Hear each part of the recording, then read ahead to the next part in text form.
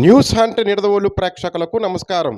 భారత పార్లమెంట్ వేదికగా హిందూ సమాజంపై విపక్ష కూటమి ప్రతిపక్ష నేత కాంగ్రెస్ అగ్రనేత రాహుల్ గాంధీ అనుచిత వ్యాఖ్యలు చేశారని ఆరోపిస్తూ ఈరోజు తూర్పుగోదావరి జిల్లా నిడదవోలు పాటిమీద గణేష్ చౌక్ వద్ద హిందూ ఐక్యవేదిక ఆధ్వర్యంలో రాహుల్ గాంధీ దిష్టిబొమ్మకు పాడికట్టి ఊరేగిస్తూ నిరసన తెలియజేశారు. గణేష్ చౌక్ వద్ద రోడ్డుపై బైఠాయించి నినాదాలు చేశారు.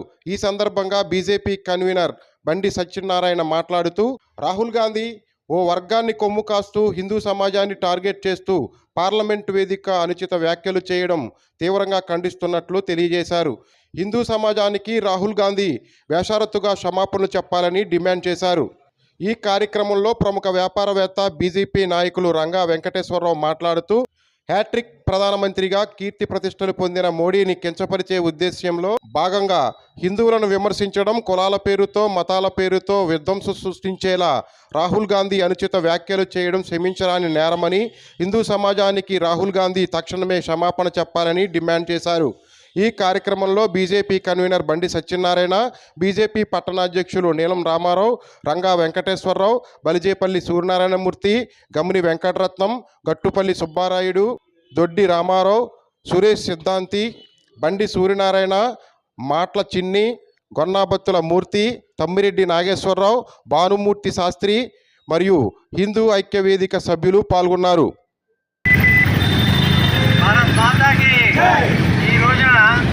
మనం నిడదవోలులో రాహుల్ గాంధీ మన పార్లమెంటులో మన హిందూ సనాతన ధర్మాల గురించి అజ్ఞానంగా ఎన్నో పనికిమాలిన మాటలు మాట్లాడటం గురించి యావత్తు భారతదేశంతో పాటు ప్రపంచం మొత్తం వెలుగెత్తి అతను రాహుల్ గాంధీ కాదు, రాహుల్ గాంధీగా ఎప్పటికీ మనకి ముద్రపడి ఉంది. దాని మీద బీజేపీ కానీ సనాతన హిందూ ధర్మ వక్తలందరూ దీన్ని ఖండిస్తున్నారు.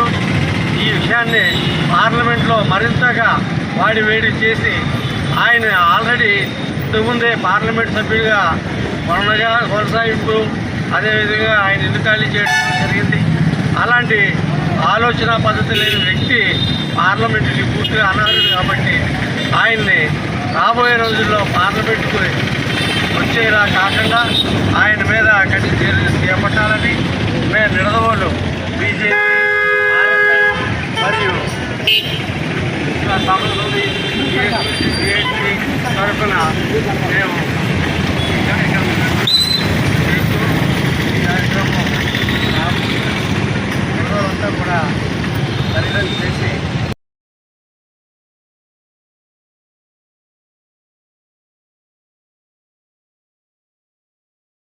చిన్నప్పటికి నాకు 30-40 సంవత్సరాల అనుభవం ఉంది.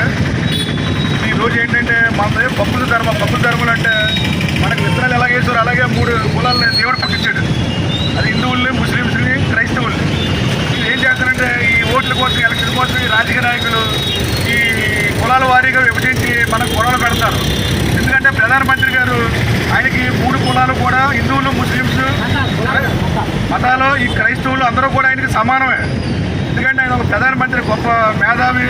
మరి మనకు అదృష్టమైన ప్రధానమంత్రి అవడం ఎవరో మన మోడీ గారు.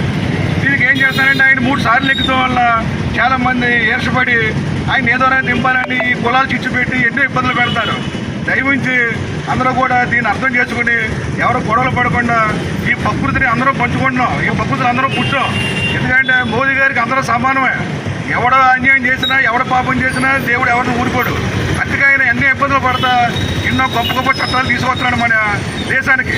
దీన్ని ఆయన ఎన్నోసార్లు ప్రధానమంత్రి అవుతున్నాడు తట్టుకోలేక మన ఇతర పార్టీ నాయకులందరూ ఆయన ద్వేషిస్తున్నారు. అందుకే ఆయన నన్ను ఎన్ని తిట్టుకున్నా సరే ఆ తిట్టుతో నేను ఇల్లు కట్టుకున్నాను, గోడ కట్టుకుని ఎంతో సంతోషం చెప్తాను. ఎందుకంటే ఈ సమాజంలో మంచి చెడు 2 మన కళ్ళు. ఎవడు మంచి చేసినా, ఎవడు చెడు చేసినా ఈ 2 కళ్ళు పోతే ఎవరు చేశారు. అందువల్ల అందరూ ధర్మం ఉండి ఈ దేశం ఎవరైతే మంచి వాళ్ళు అందరూ